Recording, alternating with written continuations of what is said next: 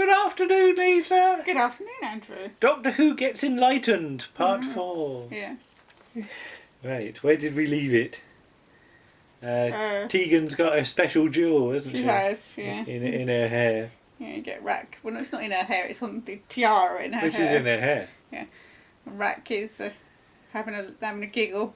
But did you say that Tegan's slightly wobbly when she's being frozen? Is she?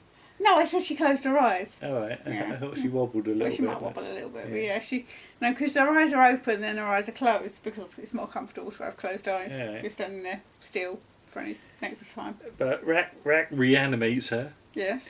And she goes off to see Mariner. Well, and to see the Doctor, actually. Well, yeah. But I like she's got a bit of fan action going on. She's doing all the thing. Yeah. Have you ever operated a fan? A hand fan. Yeah. Years ago, yeah. Where did you get that? I think somebody brought one back from Spain for me once. But isn't there a thing that when fans were big, there was a whole code. Language. Yeah. Do you know any Not about really, no. But yeah, there was like in the court, like flirting language. Yeah. You wave your fan about in a certain way. And people are attracted to or you repelled. or repelled. Mariner's line about "I want existence" is quite interesting, because even by this point you're never quite sure what the Eternals are. No. And I almost get the feeling that nobody playing them quite knows either. No, there wasn't any instruction. I mean, the only instruction seems to have been from Fiona Cumming not to blink, and that's incredibly hard not to blink. Don't blink. But Turlough's doing his usual shifty stuff. Yes. Proper boogly-eyed stuff. Well, first of all, he's a spy about Davison. Yeah. You know, that old thing. And then I like the line, "What shall we do with your friend the spy?" Which sounds like it's the opening line of a song, doesn't it? Yes. Having seen Animal Crackers, yes. what shall we do with the drunken sailor? Yeah. That's in my head at this point. But I just want to deviate very briefly and say it's around this point that you start to hear about the Longleat celebration. All right, yeah. For 20 years of Doctor Who. Now, were you aware that it took place? No, not this time. I was aware that it took place because I couldn't go. And I always wonder if I'd gone, whether I would have sort of joined the DWAS a year early or something like that. So, yeah, my whole fan career might have ended up slightly different if I'd gone to Longley. I don't know. No idea. But Wrack's got some books on her shelves, and I'm always attracted to books in TV shows. There's some big hardback jobs. And I cynically started to think to myself, well, maybe she's got early copies of like the Doctor Who cookbook or Travel Without the TARDIS. Because this was the point where various strange Doctor Who books were being planned. There's also the Doctor Who pattern book as well, I think, which we didn't have. You absolutely adore Travels Without the TARDIS. I really like that. Yeah. It's the reprised use of use water repellent. Spray on water repellent. Yeah, they're obsessed with water repellent. Speaking of spray on water repellent, I haven't put any on my shirt yet. Do we want to say about your shirt? My JNT tribute shirt. Yes, that Warren bought you for your birthday. Yeah, so thank you to Warren for my very colourful shirt. Yes. And this is the sort of thing JNT will be wearing around this point. So the prize is Enlightenment, and I'm just going, what, the VHS or the novelisation? I don't know. And we do actually get a bit of walking the plank, because you can't have a pirate story. You can't have a pirate ship without walking the plank. But it's the Eternals, so they're all fine. They just walk off the end and disappear, which rather makes what happens later a little bit of a surprise. I see why they did it the way they did it, but it shouldn't have happened like that, really. But first of all, I put where's Eric Sykes, because if you've got a plank, you should have Eric Sykes. And I did notice how there was a lot of sort of rhubarb from all the extras. The plank! Oh me, Nadgers. They're all going, well, we're pirates, so we've got to go, ha-ha! Or does nobody actually say that? No. And when whoever it is jumps off the... steps off the plank, it's a jump cut. And I can be a bit funny about jump cuts sometimes. I always like a slow dissolve more than a jump cut, because a jump cut always looks cheap to me. Jump cut's easy to do though, isn't it? It's not that much harder. Well, because otherwise you've got to have a shot of the person stepping off, then a shot of the blank space, and then you've got to mix them. At least with a jump cut, you just do it like that. Yeah. I presume there's a big mattress for him to land on or something. How far off the stage is it? Not far, I would assume. Yeah. And Turlo and Wrack have some more time together. I like the idea that Turlo's got a murky mind. Yes. I don't know what she's seen inside here. I wonder what Turlo thinks about most of the time. Nissa. Nissa? Really? I don't know.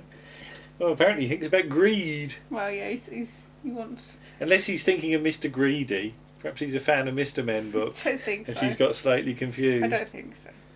This big purple... What was Mr. Greedy? Was he a big purple thing with a nose? And a belly? I don't know. Yeah. Okay. Is he purple or is he red? I don't know. Turlo, very boggly-eyed, saying, I serve him. And a lot of heave. Heave. Yes, they're pushing the sails up, aren't they? And I just think of the mice from Bagpuss, really, you know. Because they do a bit of heaving, they do heaving, don't they? Yeah. Wrack doing her best Valentine Dial impression. She has to mouth his words.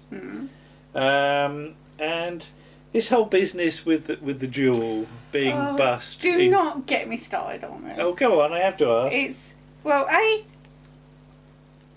can see why you'd want to smash it. Yeah. Because you think that might stop it.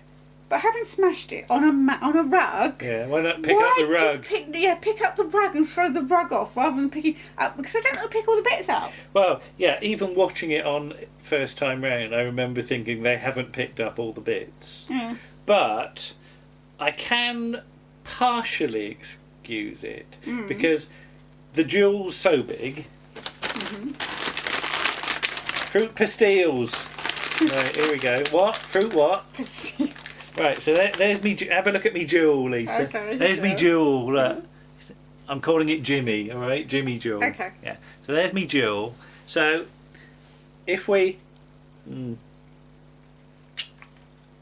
have half a jewel, it could still act as a focus, couldn't it? Yeah. And if we have... You didn't know I was going to do this, did you? No. If we have a quarter jewel, it could still act as a focus. Right. And lots of little bits, surely. But little bits. the smaller bits you get, eventually, I presume this is being sent over some sort of waves or something. Eventually you get bits that are too small to act as a focus. So maybe the bits that are left on the rug are just too small to... Yeah, right, okay. Because the idea that you add a few atoms of jewel that could still act as a focus is silly. There has to be a minimum size that it'll work at. But so, I do like the effect. So long as he's got all the big ones, it'll be work. Right. I like the effect they do though, where you get lots of little racks, don't you, all whirling around. You want? No, not right at this precise moment. Thank you. Lots of little racks, yeah. I love Mariner herring round the corner. Yeah. He does some proper. Yeah. Like that. Yeah. Like still not as good as Aragon's running. Like he's in a cartoon. Yeah. But yeah. They all sort of skid round. Presumably they're running around the same piece of corridor again and again, aren't they? So. And I just put why not pick up the carpet. And I love the fact that you get a shot of Janet Fielding from the back and not from the front, just in case. Alright. Just in case the top goes down. Okay. So I put curses foiled again. And then the wind drops. They'll be calmed. I didn't have that problem last night recording, did I? No. I like the idea of storing the TARDIS in the Doctor's mind. Yeah. I could be cruel and say how much room is there in there. But is it like the numbskulls? Maybe, if you went inside Doctor Who's brain, Doctor Who's brain, as Sheardy used to say, would you find all the little Time Lords wandering about? Did they have collars? With collars, operating his brain, and then there's a little TARDIS in the corner, and sort of brainy ones going, who put this here? Where'd this come from? And memory ones going, I can't remember. Yeah, and the idea that the console is no better after having exploded is real, like modern Doctor Who, isn't it? It just gets better. Fine. This fine makes it better. That's the real Matt Smith line, actually. Oh God. That's true. Thank you. When I put weird model bodies, which are in really weird positions, when they fall out, the two bodies fall out of the focus hole, or whatever you're going to call it, which are meant to be Wrack and and but Lee they're meant John. to be. First of all, you think it's the Doctor and Turner. Yeah, but they look the same. Yeah. And they're just like weird, like sort of morph things, aren't they? Like they've been made out of plasticine. Really, what should happen is what happens when the other Eternals goes, that they should instantly vanish. But that would give you the clue that they're Eternals. So I see why they did it. It's a little bit rubbish. They look like outlines, actually. Of, if you get when you like in a police show, and you get an outline on the floor. Do you know what I thought? What? The sort of like rubbish figures in weird positions you get in your breakfast cereal. Oh, right, okay, yeah. Anyway. And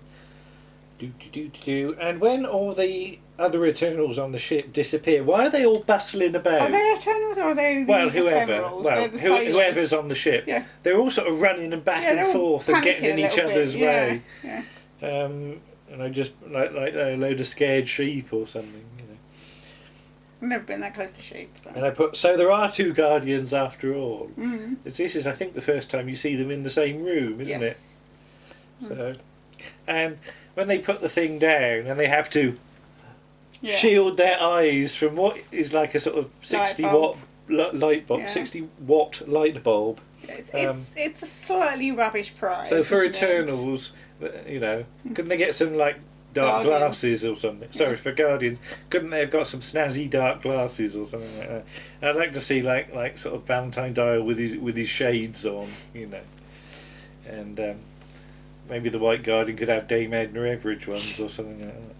And I put and I don't think I said it before, but I might have done. If so, I apologise. But the bird on the head. The bird thing that Cyril Lookham's got on just does remind me of Gulliver from Fingerbobs. Because he's got like a dove, hasn't he? And the Black Guardian, I suppose it's meant to be a crow or something. Because I imagine like visual effects wanted to make it move and like move its head up and down and flap its beak or something like that, and maybe sort of look cross. Well, like emu. Like emu, yeah. I can imagine effects boys thinking about that. Enlightenment is yours, so it all gets a bit metaphysical now, doesn't it? And Turlo gets a share. Yes. He's been wanting a share for ages, hasn't he? He has, he hasn't got his share. And ironic, and I only just thought about it today.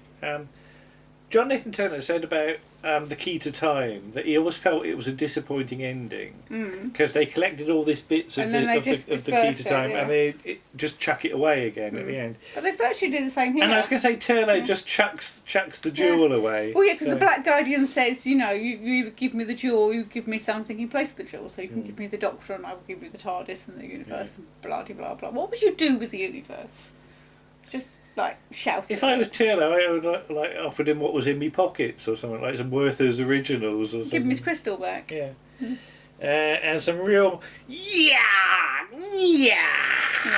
always from Valentine. Quite nasty that bit though, I think. Because he's doing proper sort of. Ow, it hurts. Yes. Even though he's obviously not killed because he's a Guardian. So. And Enlightenment wasn't the jewel, it was the choice. Yes. So what was the jewel called? Fred Jewel. Well, it's got to be Jimmy, hasn't it? You already have one. I know we've had the Jimmy Jewel joke, but yeah. Fred Jewel, like in. Who's Fred Jewel? He's in. That's Fred Feast. Fred Feast. I don't know. There is no Fred Jewel. Robert Jewel. Robert Jewel. Right, thank you. The Dalek boy. We got there eventually. Bob the Jewel. Bob the Jewel. Yeah. Big bad Bob. That's a good day. All right. Okay. Stop going on about jewels. So the Black Guardian will be coming back for his third encounter. Which I think Big Finish have done. Some Black Guardian stuff with possibly David Bailey from Robots of Death as the Black Guardian, or somebody else. I don't know. Let us know. We have not heard any nice ones. But if you were casting the Black Guardian these days... Yeah. If you had to bring the Guardians back... I hate it when you surprise me about this. I shouldn't have sprung that on you. I need time really to think about it. Yeah. Who would you? I'm going to throw it back at you. Oh, well, you see, I'm useless. It's hard, isn't it? It is. You need somebody who can do... The voice? The sinister. You need somebody with a good voice. Maybe somebody like... Peter Seferian, I can't even say his name now. Peter Seferian. Oh, he'd love to do that. He would. Because he's got the big deep voice. He'd love to do a bit of Valentine Dial, wouldn't he? Yeah. Just needs a bit of graveliness. Yeah. All right. Okay. Good answer. And for the White Guardian, why not go a bit rogue and go for a woman? Yeah, that's all right. That's allowed. Okay. Just think it's allowed somebody these there. days. Yeah. Well, no, it's not apparently according to some people. Okay. Do you want to come back to that? I'll come back to that. You talk about something else. But yeah, until we are no longer needed, and that's an interesting one. Yeah. Which implies, I think they're getting to the thing until like the universe is in balance or something like that, or until there's no life left in the universe. Because I assume that they're associated with life and civilizations and things like that. Mm-hmm. Or maybe they're just on like some sort of long-term contract, because the whole point about the Guardians was that you had the Time Lords and the Guardians were above the Time Lords, but is there a level above the Guardians? And where do the Eternals come? Are the Eternals between the Time Lords and the Guardians? I don't know, because they're a bit rubbish really. They don't have that much power. They can make you a nice dress and a ship, but that's about it. That's all I'd want, really. Well, a nice dress and a ship. Nice dress and a ship, I'd be happy. Yeah. Okay. I'm still trying to think if somebody could play the White Guardian. Oh, we ain't finished yet. Okay. So Turlo wants to go to his planet. Yes, but he doesn't actually tell the Doctor where it is. The Doctor goes, why not? Well, find out where it is first.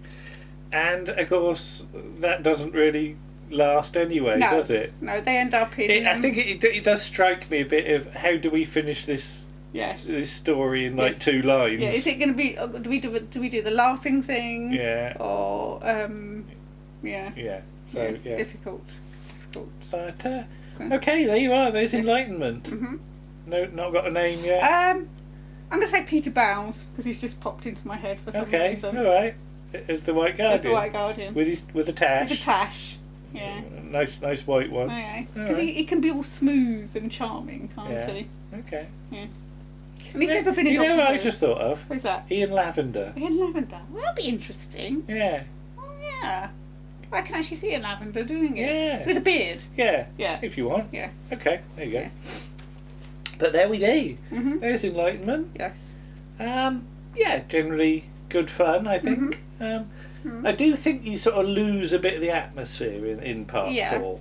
Yeah. I don't think it's quite as... It's scrabbling to get to the end, really, isn't it? It's like, how do we finish this? Yeah, I don't know how much of a rewrite job sort of was necessary.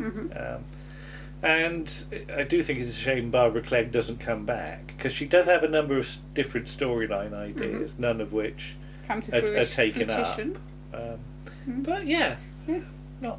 And we did see Barbara Clegg, didn't we? Because she was an actress before she was a writer. Oh, we got some episodes of Emergency Ward 10. I think you mentioned that before. Yeah. Yes. Yeah. I'm just mentioning it again. Okay. So, what we got next then? Well, we're on to Colin Baker. Uncle Colin.